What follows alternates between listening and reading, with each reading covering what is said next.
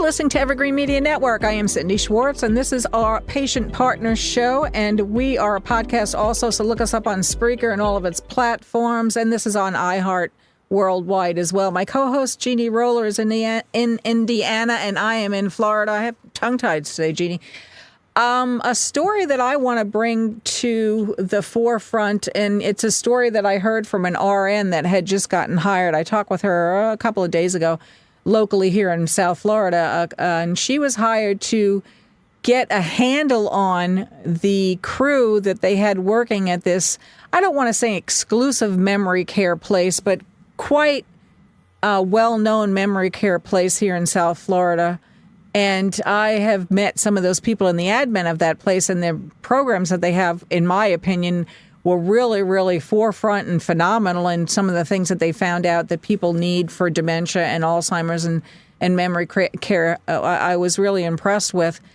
But yet she found this RN getting hired at that place, that's specifically what they told her, that they wanted her main job is to rein in some of these workers that really aren't doing their jobs. And the instance that she saw that day when she was there is one of the patients or client, however you want to label the person that was there in the memory care, their family member had said to one of the nurses on duty, I don't think my mom has been washed, certainly today, and it seems like a couple of days. And so that nurse on duty said to the care person, did Mrs. So-and-so actually, get a shower or bath today? And they said, oh, yes, absolutely, we washed her up. And they went into the bathroom that they knew would have been used for her, and everything was completely dry. The towels were dry, the shower was dry, and there was no way that the person could have had an actual shower, an actual bath or whatever without any of that stuff having been, wet or used or water in the area. So, Jeannie, we're talking about that today, and you and I were discussing it before we went on air, and also the money that these people are paid. I know for a fact, talking with some of them, they're getting at least $20 an hour, which to me is a decent amount of money for that kind of job. I mean, sure, everybody always wants to make more money. So at the bottom line, you and I were talking that it is about the money at the end of the day with whoever the admin people are, the conglomerates or whoever that own these facilities. The dollar does factor into it, but also in these type of facilities, and it's not right to give poor care to anyone. I don't care how much money you pay or don't pay. They're paying $10,000, $12,000, $15,000 a month for these places. So you would think that would be good care. But I know also for a fact, a friend of mine that had their mother in a care facility in Omaha, Nebraska, was the same thing. They were paying $8,500 a month, and the daughter had to live with the mom to get any kind of prescription medicine, given to the mom and washed and the whole bit. And then when they moved her to a more highly skilled facility, the care was better, she was paying $15,000 a month for it. So it's a crime unbelievable. And you also had brought a story up about how healthcare charges are done across the board. How do you make money in healthcare? So let's talk real quick about both of them. I mean, the care that didn't happen for that lady in this memory care facility, I'm glad that something was recognized by someone and they brought in an RN whose specific job is to get a handle on this, to make notes. So we realize now that this care is not getting done, so let's do something about it. So kudos to that. How long that went on, I don't know. I didn't ask the question. They weren't going to answer that question. But how do people go to work knowing that this is your job and then you don't do that job? What part of that is in the equation as well? What your job is to take care of these people. Don't they explain that to you I've done that job. When you get hired, they explain that to you. So, wow, is it the education? Is it that people don't care? This nurse seemed to think that the people didn't care. The 2 or 3 people that were accused of this or seemingly did this, that they just didn't seem, it was like, oh, well, just another day here, we're here, we don't get paid nothing. We're not going to, we're going to shortchange everything. So your thoughts on that, Jeannie? Well, yeah, I think not only in this profession, I think that goes probably all the way around any job. There is a lot of that out there where people don't care of they're there, they collect their check, and that's it. But in healthcare, that's dangerous. Yeah. Because people's lives depend on good care.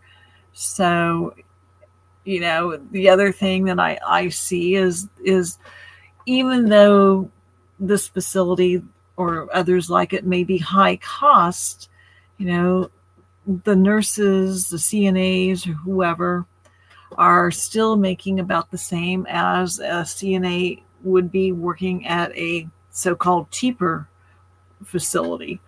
So, the ones making the money are usually the owners of the facility, the administrators. So I think a lot of the workers don't like that idea.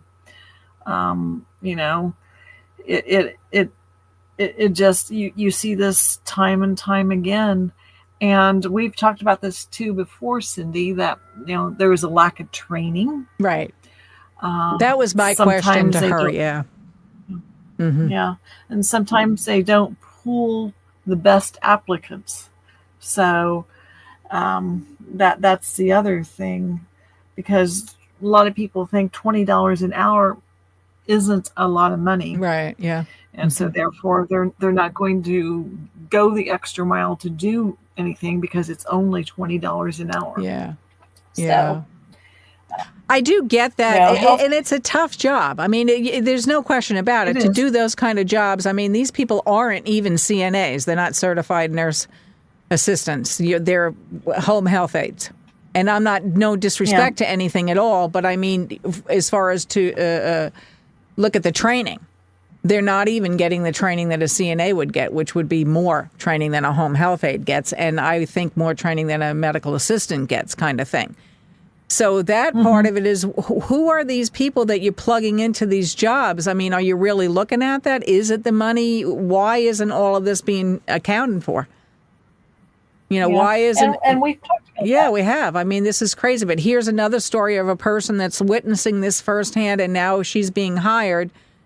And I would get her on the show, but the people aren't going to come on because they don't want to be the whistleblower. They don't want to give their names, and I get that. But, I mean, these stories are unbelievable, and she just happened to start telling me that. Can you believe this is the job that I'm getting because they can't get good help? Yeah. And I know people, I'm sure you do, that have loved ones in a nursing facility because they cannot take care of their loved one at home, so they pay to have it done elsewhere. But then those people also have to keep watch and make sure that the people that they're paying to care for their loved ones is actually doing the right thing. Right. And that should not be a worry that family members should have to have. That should be a given, that if you're paying for care, you get the care. Well, you get what you're paying for. At least you get, and at least you're getting some kind of dignified quality care, if you will. I mean, so if they're not getting washed, are they getting fed properly? Are they getting their meds properly? I mean, who's overseeing all this stuff? Right. I mean, I would ask those questions if I was the family member. I mean, thank goodness that family member asked the question about seeing their mom disheveled and seemingly dirty. Yeah. Or are they even washing, when was the last time she was washed? It doesn't seem like it was today. And from what they found, it wasn't. Yeah. Well, I think that sometimes they count on family members not being there often enough to see the difference, They do like a weekend cleanup and think that that's good enough. But I know people who go to these facilities daily to check on their loved ones. Yeah.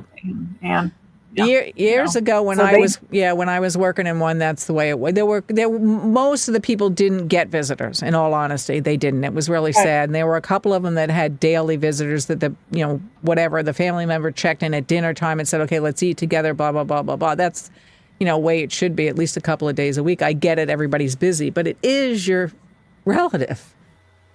It's your relative. Yeah. So anyway, Jean, you were right. We're not going to get to the money. We'll do that on another show. But checking in, I mean, I do give them kudos for addressing this and bringing some kind of other person in to try to fix it. So on that note, stay listening to Evergreen Media Network.